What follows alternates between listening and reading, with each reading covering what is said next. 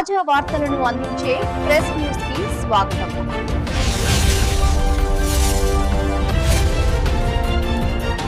నమస్తే, welcome to press news.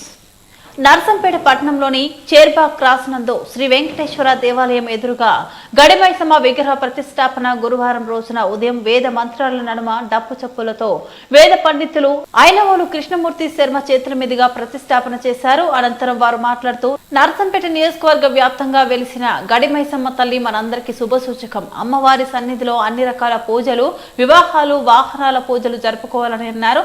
Vijayadashami రోజున జమ్మి పూజ, సోరకాయ బలి వంటి కార్యక్రమాలు జరుగుతాయని అన్నారు. తదుపరి గుడి పూజారులు చిలువేల కొమరయ్య, కొమ్మాలు కుమారస్వామి, వెంకటేశ్వర్లు మాట్లాడుతూ గడిమైసమ్మ ప్రతిష్టాపనకి సహకరించిన అన్ని కులాల బంధువులకు ప్రత్యేక ధన్యవాదాలు తెలియజేశారు.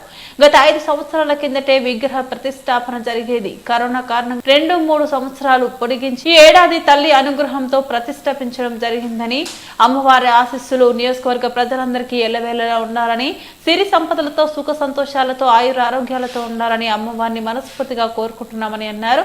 విగ్రహ ప్రతిష్టాపనకు ఎంతో సహకరించిన పాలయి రవికుమార్ కి ప్రత్యేక కృతజ్ఞతలు తెలియజేశారు.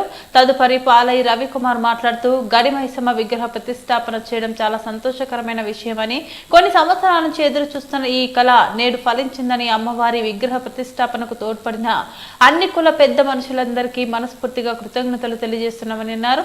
తక్కువ సమయంలో వర్షాలకు కూడా లెక్క చేయకుండా విగ్రహ ప్రతిష్టాపనకు భారీ ఎత్తున వచ్చిన నియోజకవర్గ ప్రజలకు ధన్యవాదాలు తెలిపారు.